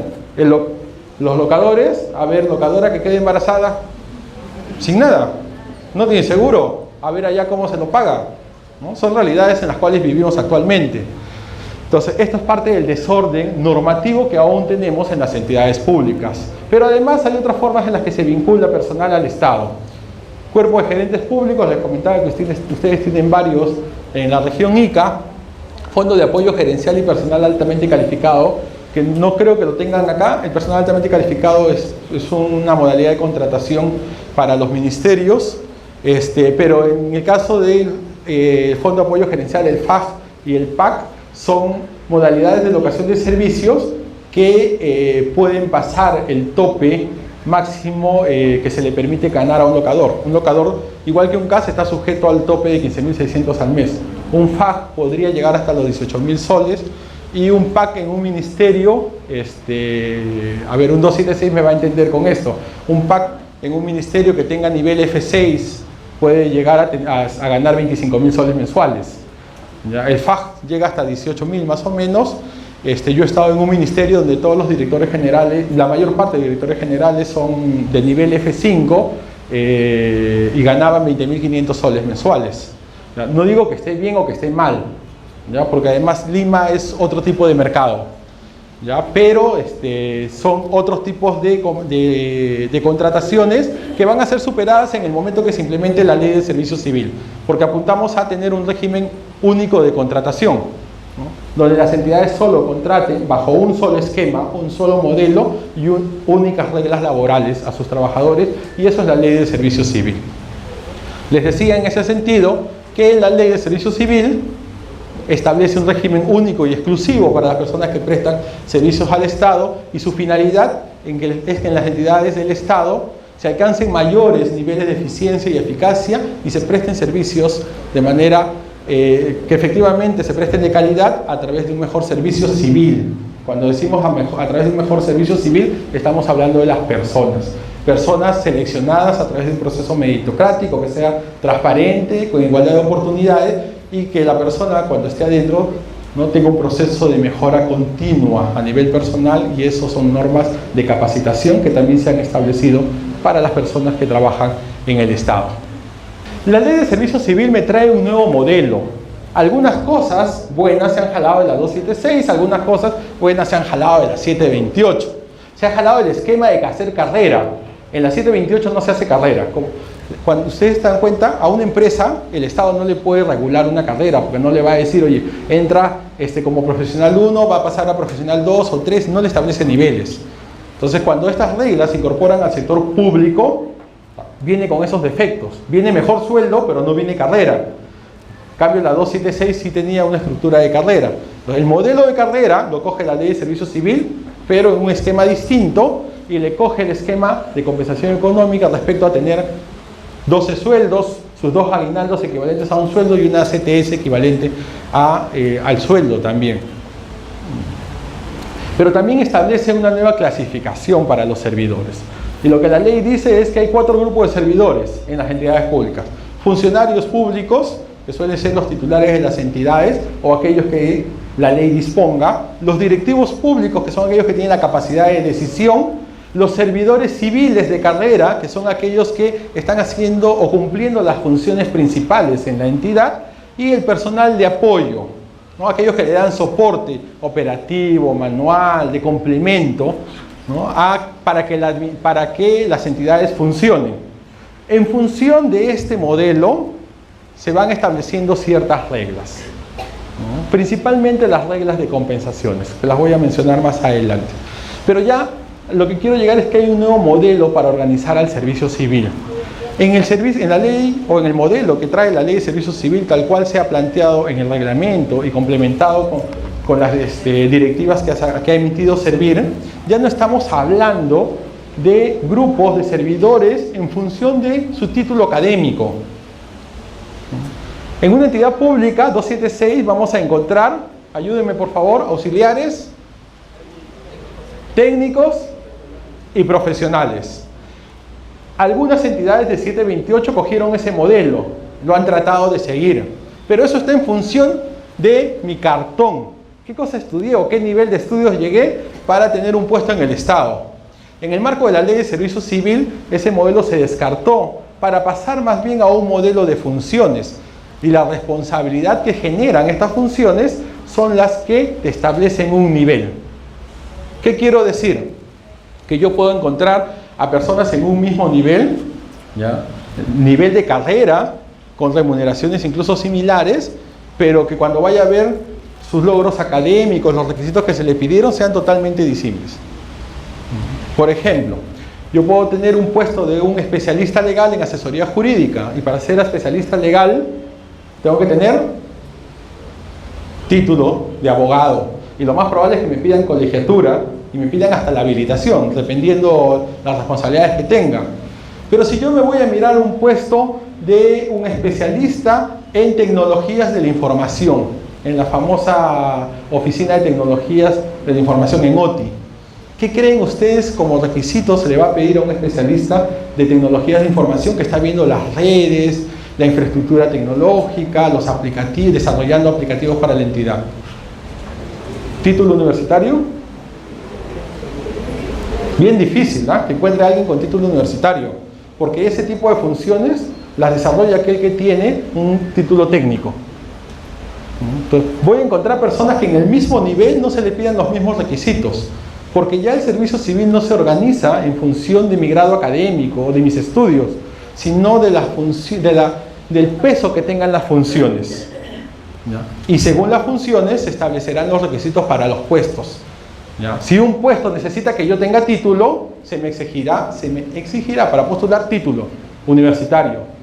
Si no se requiere el universitario, se requiere el técnico, me exigirán el título técnico. Entonces, aquí el peso o el valor que se le da es al trabajo, a lo que van a hacer. Y en función de eso, es que la ley del servicio civil y las metodologías implementadas por Servir en el nuevo modelo, más bien organizan a los puestos en familias de puestos. No voy a entrar a mucho detalle porque lo más probable es que los enrede, pero las familias de puestos significa que son grupos de trabajadores que hacen más o menos lo mismo. Entonces, ¿y qué me permite este agrupamiento? Que aquellas personas que hagan más o menos lo mismo, ¿no? Al estar identificadas, les permite gestionar u orientar mejor la capacitación a la entidad pública. Al trabajador le permite visibilizar el panorama para una mejor línea de carrera. Porque un trabajador en una 276, una vez que yo soy profesional, entro nivel 1. ¿No? Mi nivel de inicio, y si quiero ascender me voy al 2 y me voy al 3 y hasta que llegue al máximo, hasta que llegue a mis 70 me voy. En el modelo de la ley de servicio civil yo puedo ir hacia arriba en ascenso, yo puedo ir hacia el costado a puestos de mi mismo nivel, pero en otros roles, en otras familias de puestos, o puedo ir incluso hacia un puesto inferior. ¿No? En la ley de servicio civil no se habla de ascenso, se habla de progresión, y la progresión la decide el trabajador. ¿Cómo quiero yo progresar? Yo estoy, por ejemplo, en una familia vinculada a las contrataciones del Estado, ¿no? Que se llama la gestión de planificación y gestión del gasto, si no me equivoco, se llama la familia. Y dentro de las familias hay roles, que son agrupamientos más finos. Y hay uno que es de contrataciones del Estado. Yo ingreso como un asistente de contrataciones, progreso, puedo ser un analista de contrataciones, pero ya no quiero ver contrataciones. Quiero seguir viendo los temas de presupuesto, de plata en el Estado, de cómo se gestionan los recursos en el Estado, pero quiero irme a la parte presupuestal. Estoy hablando de otro rol. ¿Ya? Lo puedo hacer. Entonces, ya no voy a postular al especialista. En línea de carrera, en el servicio civil, yo tengo asistentes, analistas, especialistas y ejecutivos. 4 niveles de carrera. Algunos me dirían, por lógica natural, siempre tengo que irme hacia arriba. En el modelo de la ley de servicio civil, yo puedo postular e ingresar como asistente de contrataciones, ascender y ser analista de contrataciones, pero ya no me interesa ver los temas de contrataciones. Yo quiero ampliar mi panorama, mi espectro, mis posibilidades de gestionar con mayor responsabilidad, no sé. Ahora quiero ver los temas de presupuesto, así que voy a postular a un puesto de analista en presupuesto público. No me voy para arriba, me voy para el costado. Y la metodología planteada por Servir incluso me permite ir hacia abajo, ¿ya? Porque llegué a especialista, ¿ya? Pero en línea de carrera yo no quiero seguir viendo lo mismo, quisiera ver otros temas muy distintos. Podría progresar, ¿ya? Yéndome a un puesto de analista y bajar, pero es una decisión mía. Yo decido cómo quiero hacer mi progresión en el servicio civil. ¿Ya? Pero para eso implica conocer un poco más de las familias de puestos y de los roles, que es el nuevo modelo para gestionar los puestos que nos trae las metodologías en la ley de servicio civil. En la ley de servicio civil hay condiciones para el acceso. ¿Ya? Significan estas condiciones que aquella persona que postule el servicio civil tiene que estar en pleno ejercicio de sus derechos civiles, cumplir con los requisitos mínimos exigidos para el puesto. Las personas que postulen a las entidades públicas en el marco de la ley, ahí sí van a conocer el perfil de puesto. Si algunos todavía no lo conocen, en el marco de implementar la ley, todos los concursos tienen que tener 2 condiciones previas. ¿Ya? Que el puesto esté presupuestado.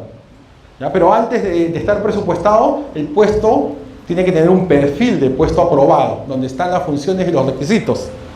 ¿No? Entonces, la persona que quiere postular tiene que cumplir esos requisitos mínimos para el puesto.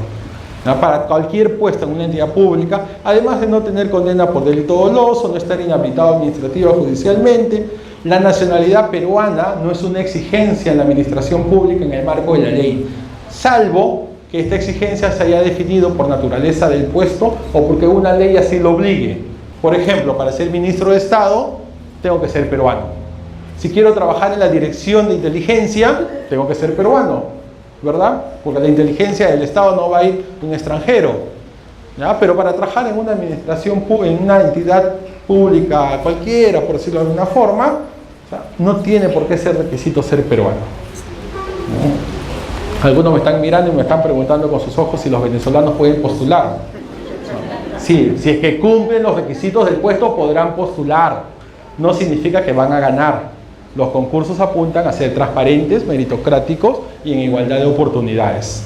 Además de otros requisitos que las propias normas puedan establecer para cada puesto. Les comentaba hace un momento que todos los puestos que vayan a salir un concurso tienen que estar contenidos en un manual de perfiles de puestos y estar presupuestados. Esto es en el cuadro de puestos de la entidad, ¿no? Y estos van a reemplazar los instrumentos que actualmente tienen las entidades para gestionar a su personal. Les comentaba hace un momento, solo para no saltarme la lámina, ¿no? que el proceso, el tránsito establecido en la ley tiene dos componentes. Uno es el institucional propio de la entidad que está obligada a hacerlo y el otro es el de los trabajadores, que es facultativo. Trabajador estable que no quiera postular podrá quedarse en sus condiciones en la propia entidad. La ley lo que sí autoriza, ojo, es que la entidad pueda desplazar al trabajador, ¿ya? Porque el puesto que tiene un trabajador 276 o 728 es clave para la entidad y necesito más bien que entre alguien vía concurso por diversas condiciones. Lo que la entidad puede hacer es desplazarlo, respetando las condiciones que hasta ese momento tenga el trabajador, ¿ya? Pero no lo podrá despedir, no le podrá comprar su renuncia, no le podrá bajar el sueldo, nada de eso. Esas condiciones ya están establecidas en la Ley de Servicio Civil. Esto lo paso rápido porque en realidad lo van a ver en el programa de especialización. Este es el proceso de tránsito que tiene que seguir una entidad pública. Las entidades públicas tienen 4 etapas para transitar: conformar su comisión de tránsito, hacer un análisis situacional a través del mapeo de puestos, a través del mapeo de proceso, que es mirarse hacia adentro de las entidades para ver qué oportunidades de mejora se plantean, para luego hacer un análisis para determinar la dotación real que necesita una entidad para funcionar de manera eficiente. O sea, ¿cuántas personas necesito para gestionar un área o un proceso? Eso es una etapa muy clara que ha definido servir para las entidades públicas que van a hacer el tránsito. Y en función de cuántas personas necesite, se elaborarán perfiles de puestos, se elaborará la valorización para esos puestos y el cuadro de puestos de la entidad. Y aquí voy a decirles una cosa que no quiero que se me escape. Los que vienen de 276 y de 728, en sus entidades públicas se les paga por una escala remunerativa. De tal manera que aquel profesional o aquella persona que esté en un puesto de profesional 1, por ejemplo, gana lo mismo en cualquier área de la entidad, ¿no? Yo tengo un P1 o un P en primer nivel de la carrera y gana lo mismo si está en logística, si está en recursos humanos, si está en la gerencia de planeamiento. Si está en la misma entidad, ese profesional, por el nivel que tiene, gana lo mismo. En el marco de la Ley de Servicio Civil no hay escalas remunerativas. Lo que se ha generado es una metodología para valorizar cada uno de los puestos y la compensación se determinará de manera diferenciada de acuerdo al valor que tenga cada puesto, de acuerdo a factores previos como el tipo de entidad que es. No va a ganar lo mismo un puesto en un ministerio que un gobierno regional, ¿no? O no ganaría lo mismo aquel puesto que responde al MIDIS que un puesto que está en Caliwarma, porque es un programa.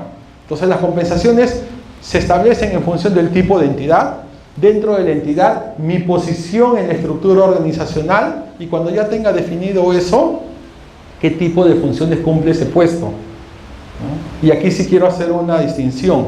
Siempre en una entidad pública van a ganar más aquellos que están en estas áreas de línea, aquellas áreas que hacen la razón de ser de la entidad. Por ejemplo, cosa que ustedes pueden ir haciendo la comparación, les voy a hablar aquí de la ONP. Ustedes van a ver el cuadro de puestos de la entidad y pueden mirar los puestos de los analistas, especialistas en los órganos de línea. ¿Qué es la línea? aquellas áreas que hacen la razón de ser de la entidad. En la ONP, las que ven el pensionamiento, ¿no? La que ve los temas que nos relacionan con los afiliados, con los pensionistas. ¿Ya? Por otro lado están las áreas de apoyo y asesoramiento, recursos humanos, administración, planeamiento y presupuesto. Las áreas de línea siempre van a ganar más que los que están en un área de apoyo. ¿Por qué? Porque la entidad pública se crea para brindar los servicios a la comunidad, no se crea para tener un área de recursos humanos, no se crea para tener un área de administración. Esas son áreas de soporte. No sé si me dejo entender. ¿Ya? Aquellas que están, esas áreas que vinculan a la entidad con el ciudadano en la prestación de sus servicios, allí es donde se gana más. ¿No? Ustedes pueden ir a ver los puestos, por ejemplo, de los directivos públicos en la ONP y el director de recursos humanos, que además ha sido el primer puesto concursado en el marco de la Ley de Servicio Civil, un concurso organizado por Servir, gana un monto distinto, pero menor, que el director de producción, que el director de prestaciones. El director de prestaciones gana 19.000 y algo, y el director de recursos humanos gana 17.000 y un poquito más. Pero hay una diferencia. ¿Por qué? Porque por su ubicación en la estructura, el de recursos humanos está en un área de apoyo. El director de prestaciones, la directora de prestaciones, de producción, está en un área de línea, ¿no? Los que están haciendo la razón de ser para que esa entidad exista. Entonces, es parte del modelo que se ha establecido en el marco de la Ley de Servicio Civil y se determinan las compensaciones por cada uno de los puestos para luego elaborar el cuadro de puestos de la entidad. El cuadro de puestos de una entidad lo aprueba Servir, no lo aprueba la entidad. Lo aprueba Servir, previa opinión favorable del MEF, después de que verifican de que está bien elaborado, ¿no? Y que tienen el presupuesto, lo aprueban y salen los concursos. La única entidad pública que hasta ahora ha convocado concursos en el marco de la Ley de Servicio Civil es la ONP, ¿no? Con ciertas condiciones, además, que la ley marca. La ley tiene una opción preferencial para los trabajadores que están ahora en las entidades públicas, ¿no? Por ejemplo, la ley establece, entre la ley y el reglamento se establece el periodo de prueba. ¿Qué significa el periodo de prueba? Que aquel personal nuevo, aquella persona que recién ingresa a una entidad, está sujeta a un periodo de prueba, de evaluación, de tal manera que puede que firmes el contrato, ingresas a la entidad, pero tienes un periodo de que si no respondes al proceso de adaptación, te vas. Y no es un despido, es simplemente que no superaste el periodo de prueba. Lo que dice la Ley de Servicio Civil, ¿ya?, es que aquellos trabajadores que postulen de la propia entidad están exentos del periodo de prueba, porque ya son de la entidad. Por eso les decía, la Ley de Servicio Civil tiene una opción preferencial por los trabajadores 276, 728 y los CAS, en el sentido de que ganen las plazas. Ojo, que los concursos no están hechos para que el personal de la entidad gane. ¿Ya? Los concursos son meritocráticos, buscan ser transparentes, ¿ya?, generar igualdad de oportunidades para todos. ¿Ya? Pero las condiciones que ha planteado la ley siempre han sido una opción preferencial para los trabajadores actuales en las entidades públicas. Pero ojo, estoy hablando de trabajadores. Los locadores no son trabajadores en las entidades públicas. Los locadores prestan un servicio en las entidades públicas. No me miren así. Yo no hice la norma. Los locadores brindan servicios. Y así es, hay una relación civil de por medio, por lo cual mi vinculación con la entidad está en función del servicio que un área quiere y que administración o logística me entregue mi orden de servicios o me haga firmar un contrato. Si yo soy trabajador de la entidad, entro por un concurso público y mi contrato lo firmo en la Oficina de Recursos Humanos. Ahí están las diferencias procedimentales. Y los derechos que le reconoce la Ley de Servicio Civil es a los trabajadores de las entidades públicas. Bueno, y para ir terminando, hay otros elementos que trae este nuevo modelo de la Ley de Servicio Civil a través de procesos de selección con ciertas condiciones que el propio Servir ya reguló, que son procesos mejor o más estructurados que un proceso CAS o un proceso de 276, ya que hay varias etapas allí que se definen. Hay gestión del rendimiento con reglas claras, incluso hasta hace 2 semanas Servir ha publicado los manuales y las guías para el proceso de gestión del rendimiento. Ojo, y acá sí una anotación, hay mucha gente que le he escuchado: yo no voy a transitar, yo no voy a postular, ya estoy cansado, estoy viejo. Le digo palabras que me han comentado, ¿ya?, como para estar sometiéndome a la gestión del rendimiento, a que me evalúe. Mejor me quedo en mi régimen. La gestión del rendimiento es uno de los elementos que en la ley se han establecido de manera transversal para todos los trabajadores en las entidades públicas. La gestión del rendimiento no es para los de la ley del servicio civil. En el momento que la entidad empiece a implementar la gestión del rendimiento, será para todos los trabajadores.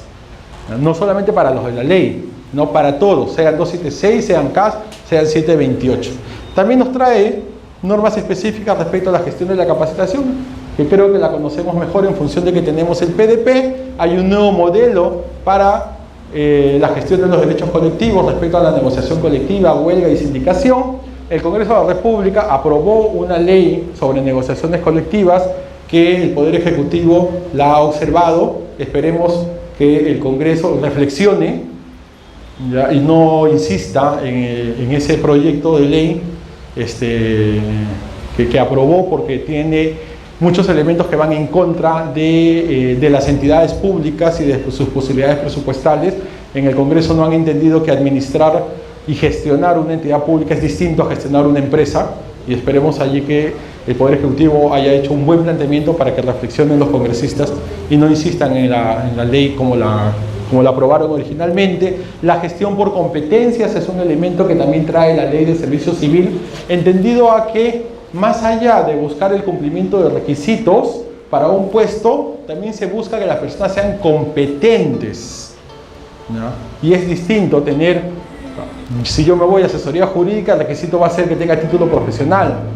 De ahí me van a evaluar en función de que presente el título o que brinde un examen en el cual tenga que responder de qué trata la ley de procedimiento administrativo general o la ley de contrataciones, ¿no? Es distinta la evaluación cuando me plantean a mí, oye, este servidor está orientado a resultados, su trabajo lo hace pensando en los resultados que hay que cumplir, tiene vocación de servicio, sabe trabajar en equipo, ¿no? Es un paso más allá que se está buscando dar con estas nuevas herramientas. Y además se ha establecido roles clarísimos para los directivos públicos. Primero, hay un proceso de selección especial para directivos públicos. Al directivo público no solo se le evalúa la parte curricular de conocimiento, sino a ellos sí se les evalúa competencias y se hacen unos evaluaciones especiales, como por ejemplo el Assessment Center. En el caso de los directivos públicos, estas tres competencias se les evalúa de manera transversal, además de competencias propias que tienen que tener para el puesto que pretenden asumir. Pero son competencias, ya que tiene que ver con la suma de conocimientos, habilidades, capacidades para el puesto, más allá del simple cumplimiento de requisitos de conocimiento o de haber obtenido un grado o una condición académica determinada. Pero además se están estableciendo de manera transversal en todos los puestos de los directivos que rindan cuenta de los recursos que se les encarga y que sean responsables de la gestión del personal a su cargo. Y eso no estaba claro antes. Ahora el directivo público se hace responsable del desarrollo de su personal, de implementar un proceso sancionador contra su personal, además de rendir cuenta de los recursos que se le entregan. Entonces, estos son algunos de los otros elementos que ha establecido la ley del servicio civil.